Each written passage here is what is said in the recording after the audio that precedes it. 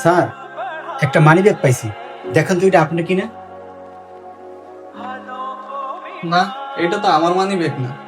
তোর money bag না হইলে তাহলে এটা কার মানি ব্যাগ? স্যার, মানি ব্যাগে 10,000 টাকা আছে আর কিছু জরুরি কাগজপত্র আছে। 10,000 টাকা?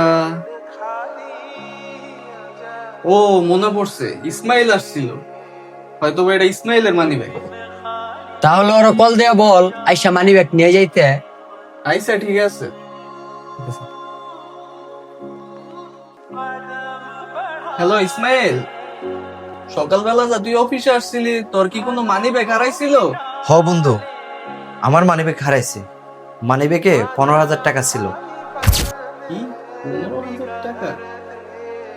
আচ্ছা আচ্ছা, আয়। আচ্ছা ঠিক আছে, আসতেছে। কিরে কি হইছে? ইসমাইল তো কইতাছে ওর মানি ব্যাগে নাকি 15,000 টাকা ছিল, কিন্তু মানিক তো বলতেছে যে মানি ব্যাগে 10,000 টাকা। বাকি 5,000 টাকা কই গেল? কই আর যাইবো, নিলে মানি কই নিছে। যদি ওর টাকা মারার নিয়ত থাকতো তাহলে তো পুরোটাই মেরে দিত, ও মানি ব্যাগ ফেরত দিত না। তাহলে ওরা ডাইকাই না জিগা, সত্যিটা বার হয়ে যাইবো। আচ্ছা ঠিক আছে। এই মানিক, জি স্যার। আইসা, তুমি কিভাবে জানো এই মানি ব্যাগে যে 10,000 টাকা আছে? স্যার, আমি ওই জায়গায় কাজ করতে গিয়ে দেখি মানি ব্যাগটা পড়ে আছে, তো মানি ব্যাগটা খুলে দেখি মানি ব্যাগের ভিতরে 10,000 টাকা আছে আর কিছু ডকুমেন্টস আছে, তাই আপনার কাছে নিয়ে এলাম। মানি ব্যাগটা আপনারও হতে পারে। কিন্তু এটা যার মানি ব্যাগ, ইসমাইল, সে তো বলতেছে এই মানি ব্যাগে নাকি 15,000 টাকা ছিল। না না, আমি তো নিশ্চয়ই দেখছি এখানে 10,000 টাকা আছে। দেখো বালা বালা এই টাকাটা দিয়া দাও। তুমি কি ভাবছো 5,000 টাকা ইনতে সরাই লাইবা আর আমার কাছে না মানি ব্যাগ দিবা? আমরা বুঝবো না? না, টাকাটা ভালো মতন দিয়া দিও। বিশ্বাস করেন স্যার, আমি তো আপনার এখানে অনেক দিন ধরে চাকরি করি। আমার কি কোনো সময় দেখছেন আপনার এখান থেকে কোনো জিনিসপত্র এদিক ওদিক করতে? দেখো বালা বালা এই টাকাটা দিয়া দাও, নাইলে কিন্তু খুব খারাপ হয়ে যাবো। সত্যি স্যার, আমি চুরি করি না স্যার। আচ্ছা যাই হোক, ইসমাইল হইলো আমার কাছের বন্ধু। ও যদি জানতে পারে ওর মানি ব্যাগ থেকে 5,000 টাকা নাই হইছে, তাহলে ও আমার উপর রাগ করবে।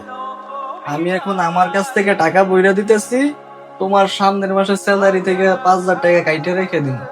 স্যার, আমি তো ইন্দি 1 টাকাও সরাই নাই। আমি গরিব মানুষ, আমার স্যালারি থেকে কাইটে রাখলে আমি চলবো কেমন? এই আরিয়ান, আসবো? হ্যাঁ, ভিতরে আস।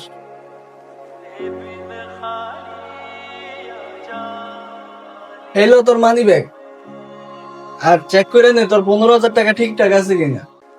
আরে বন্ধু, আমার মানিব্যাগে তো 10,000 টাকা থাকার কথা। 15,000 টাকা কোত্থেকে আসবে? কেন, তুই তো বলছস তোর মানি ব্যাগে 15,000 টাকা ছিল। ওহ বন্ধু, আমার তো মনে ছিল না। আমার ছোট ভাইকে সকালে 5,000 টাকা দেওয়া হয়েছে। কি? আমি আরো তোর কথা শুই না মানিক রে ভুল বুঝছি। আমি ভাবছি মানিকে 5,000 টাকা সরাইছে, এই জন্য আমি আমার গাইড থেকে টাকা বইরা দিছি। ওহ বন্ধু, আমার একটু ভুলের কারণে তোদের মধ্যে এত কিছু হয়ে গেল। আচ্ছা বন্ধু থাক।